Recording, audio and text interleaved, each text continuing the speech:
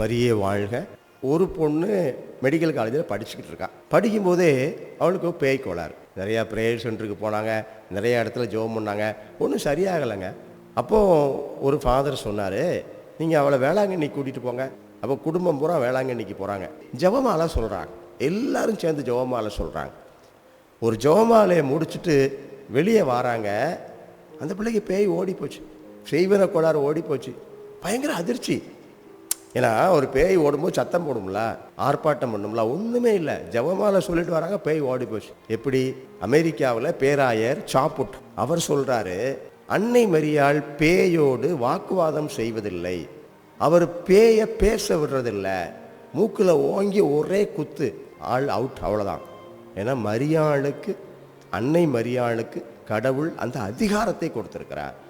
அவர் விண்ணுக்கு மண்ணுக்கும் அரசி, சாத்தானின் தலையை நசுக்கக்கூடிய வித்தை பெற்றவர், தீய ஆவிகளின் மீது அதிகாரம் கொண்டவர். மரியாளினுடைய இன்னொரு பரிமாணம் பாருங்க. நம்ம அற்புதங்கள் அதிசயங்களுக்கு மட்டும் மரியாள் இல்லை, தீய ஆவிகளையும் அன்னை மரியாள் மிதித்து வெளியேற்றுகிறார்.